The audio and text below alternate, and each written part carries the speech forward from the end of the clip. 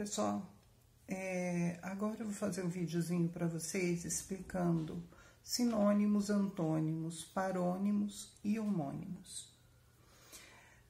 Os sinônimos a gente aprende como palavras com sentidos iguais.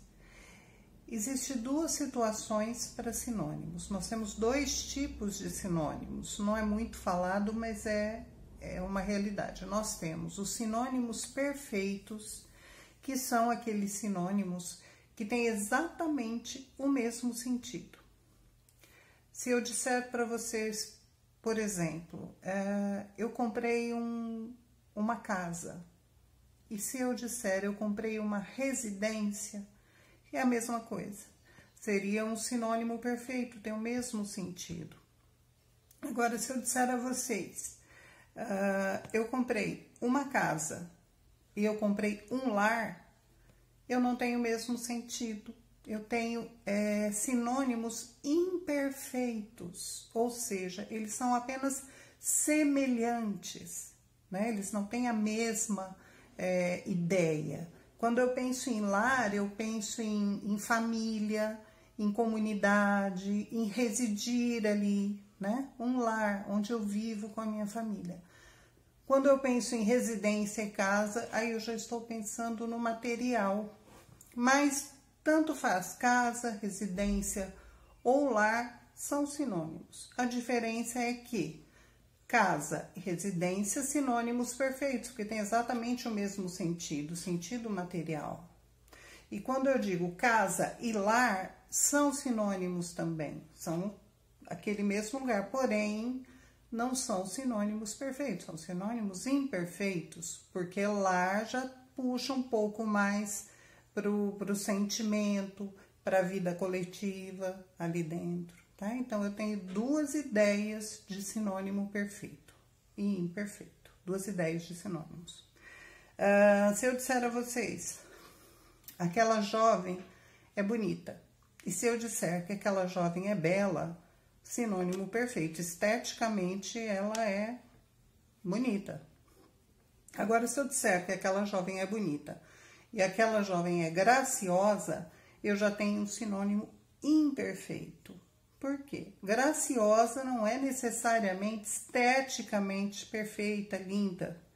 Ela pode ser agradável de se ver, delicada e não ser necessariamente tão bonita. Então, aí já seria bonita, e graciosa seria um sinônimo imperfeito, tá?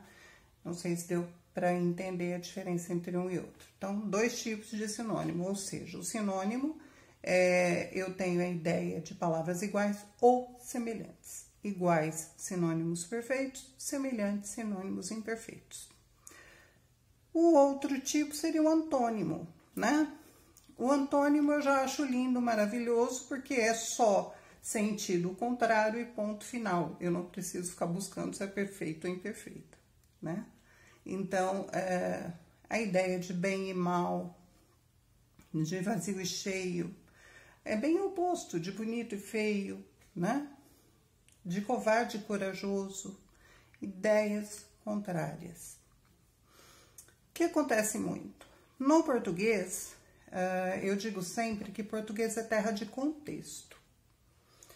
Eu não posso pegar uma palavra e bater o martelo, é isso, é antônimo, é sinônimo. É preciso sempre que eu veja o contexto, onde está inserida essa palavra, para eu entender a acepção, para eu entender o sentido que tem aquilo ali, para só depois eu saber que tipo de palavra é, se eu estou falando um antônimo, se eu estou falando um sinônimo. Então, eu preciso sempre observar onde está inserida, tá? Uma terceira situação, também interessante, seriam os parônimos. O que é um parônimo? Parônimos são aquelas palavras que se aproximam em som e em escrita. Elas não são iguais, tá? Elas são próximas. Existe uma aproximação. Então, é o eminente e o iminente. Então, o eminente juiz acaba de adentrar no recinto. Então, o juiz importante, né? O juiz, o eminente seria algo de valoroso, de importante. Agora, iminente, ele está correndo um risco iminente, algo que vai acontecer já, né? Iminente e eminente, diferentes. Então, parônimos, palavras próximas, em som e em escrita, tá?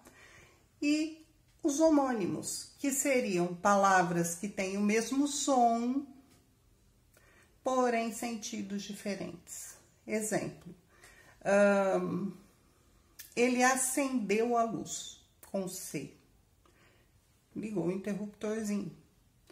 Ele ascendeu ao cargo SC, ele subiu, ele alcançou um cargo mais alto, tá? Então, fala-se da mesma forma, escreve-se diferente, tá? São homônimos.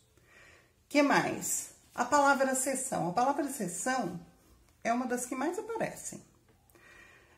Nós temos seção com S e 2 S's, que seria a sessão de cinema, sessão de teatro, seria um espaço de tempo onde acontece alguma coisa dentro dele. Então, é uma sessão de cinema, sessão de teatro, é uma sessão do psicólogo, tá? Naquele espaço de tempo aconteceu algo dentro. Isso seria uma sessão, espaço de tempo.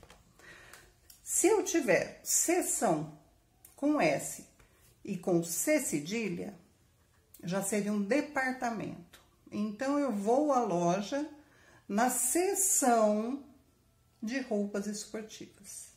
Então, departamento, né?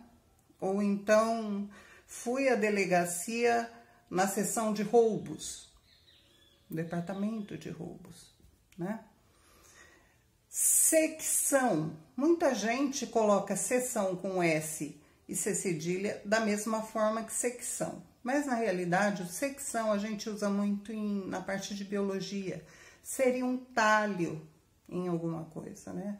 Ele realizou a secção da peça. Ele cortou, ele abriu um talho. E seção com C e 2 S's do verbo ceder. Eu realizei a cessão do meu terreno para meu filho. Então, eu cedi, né? Então, são homônimos. O som é igual. A escrita não é igual, é diferente. Os sentidos são diferentes, tá? Então, é necessário que a gente tenha em mente. Sinônimos, perfeito e imperfeito. Antônimos, ideias contrárias. Parônimos, palavras próximas tanto na escrita quanto na pronúncia. Por exemplo, o couro e o coro, coro de música e couro de pele, parônimo, né? São palavras próximas que se assemelham. E os homônimos, palavras que têm o mesmo som, porém sentidos diferentes, pronúncias diferentes, tá? Então, são 4 coisas importantes. Bom, agora polissemia. O que vem a ser polissemia? A polissemia, ela significa poli, muitos, semia, sentidos, ou seja, uma palavra que tem muitos sentidos, uma palavra com caráter polissêmico. Na prática, palavração. São depende do contexto. Aí a gente volta lá na história de que português é terra de contexto. É necessário que eu saiba qual o contexto, qual a história, para eu entender qual o sentido da palavra. Então, hoje é dia de São Francisco de Assis. Eu sei que esse São é um santo. O homem hoje está são. O homem hoje está saudável. Eu já sei que isso é ideia de saudável, né? Eu preciso entender antes de bater o martelinho. Eu posso ter do verbo ser também. Os jovens são impacientes. Então, tudo depende do contexto. Então, uma palavra polissêmica, uma palavra que pode ter vários sentidos. Como são esses sentidos? Como eles são? O que são? Eles podem ser de caráter denotativo ou conotativo. O que é isso? Palavra denotativa é aquela palavra que tem um sentido objetivo, concreto. É a palavra no sentido dicionário. Se eu disser a vocês, hoje pela manhã senti dor de cabeça. Cabeça nessa história é sentido concreto. O que é uma cabeça? A parte do corpo, né? Palavra no sentido dicionário. Sentido denotativo. Agora, eu posso ser criativa também. Aí eu deixo de ter o sentido denotativo. Eu passo a ser conotativo, ou seja, criativa. Eu posso dizer a vocês que o José é um líder da revolução. Ele é o cabeça da revolução. Então, esse cabeça aí tem sentido de líder. Então, eu já usei a criatividade para criar um sentido novo para a palavra cabeça. Isso é um sentido conotativo. Então, é quando eu crio uma ideia diferente para aquela mesma palavra. Por exemplo, na apostila de vocês têm a menina é uma flor de pessoa. Esse flor é denotativo ou é conotativo? Conotativo, por quê? Ela não é uma planta. Planta é o sentido denotativo, é o concreto. Ela não é uma planta. Ela é uma flor de pessoa. Ela é agradável, né? Então, flor nessa história é agradável, é criativo. Sempre que eu tiver criatividade, eu estou falando de uma palavra conotativa, tá? Então, ele está com os nervos à flor da pele. Ele está muito nervoso, né? Então, a flor da pele. Esse flor tem ideia de superfície. Ou então, a menina está na flor da idade, ela é muito jovem. Olha só, isso é criatividade. Sempre que eu tenho criatividade, eu tenho sentido conotativo.